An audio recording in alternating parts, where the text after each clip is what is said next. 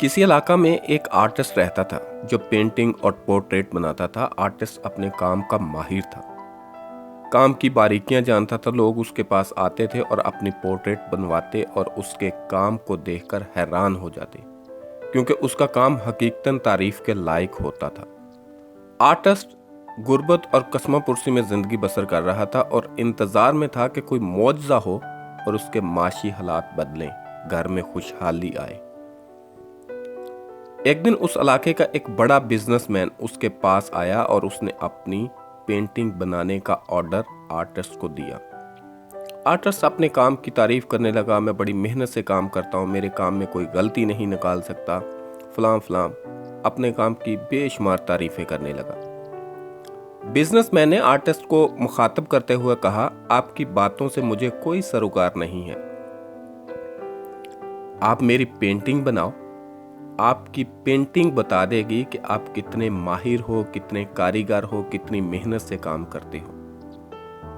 Businessman painting का order करके अपने घर चला गया और पेंटिंग की मजदूरी डिसाइड नहीं हुई थी। आर्टिस्ट के दिए गए वक्त पर बिजनेसमैन पेंटिंग लेने के लिए आर्टिस्ट की वर्क प्लेस पर आता है और पेंटिंग देखकर हैरान रह जाता है, क्योंकि आर्टिस्ट ने बहुत खूबसूरत जाज़ब नज़र पेंटिंग बनाई होती है। बिजनेसमैन पेंटिंग की तारीफ किए बिना ना रह सका।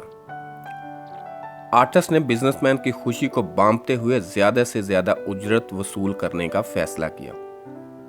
बिजनेसमैन के उजरत पूछने पर आर्टिस्ट ने सोचा 5,000 बोलता हूं, फिर सोचा अमीर आदमी है 10,000 मांगता हूं, फिर हिम्मत करके 20,000 मांग लिए। बिजनेसमैन ने एक पैसों का भरा हुआ बैग आर्टिस्ट को दिया और कहा, इस बैग में से 20,000 गिन कर निकालो और बाकी पैसे बैग के साथ मुझे वापस कर दो। आर्टिस्ट ने बिजनेसमैन से पूछा, आपने ऐसा क्यों किया है? आप खुद भी पैसे गिनकर मुझे दे सकते थे, लेकिन आपने पैसों का भरा हुआ बैग मुझे दिया और कहा कि अपने 20,000 इसमें से गिन लो। आखिर माजरा क्या है? बिजनेसमैन बोलता है कि जब मैं घर से पेंटिंग लेने के लिए निकला था तो मैंने फैसला किया था कि अगर मुझे पेंटिंग पसंद आ जाएगी तो ये पैसों का भरा हुआ बैग आपको दे दूंगा। शर्त यह है कि अगर आप अपनी उजरत नहीं मांगोगे। अगर आपने अपनी उजरत मांग ली तो मैं सिर्फ वही पैसे आपको दूंगा जो आपने मांगे हैं। लिहाजा आपने अपनी उजरत मांगी है, मैं आपको अपनी मुंह मांगी उजरत जो 20,000 है आपको अदा करूंगा, और आपको अदा कर दी है। अब आर्टिस्ट पछताने लगा कि काश मैं उजरत का मुतालबा ना करता तो अब मुझे 20,000 की बजाय 1,00,000 रुपए मिल जाते, लेकिन अब वक्त गुजर चुका था। यह कहानी एक आर्टिस्ट की और एक बिजनेसमैन की है। हमें इस कहानी से सीखने को क्या मिलता है? यह कहानी हमें सिखाती है कि बातों से काम नहीं चलता। अपने काम के माहिर बने, अपने काम में एक्सपर्ट बने और अपने काम को दिलो जान से करें ताकि लोगों को पसंद आए। आपके कामों के रिजल्ट्स बोलते हैं।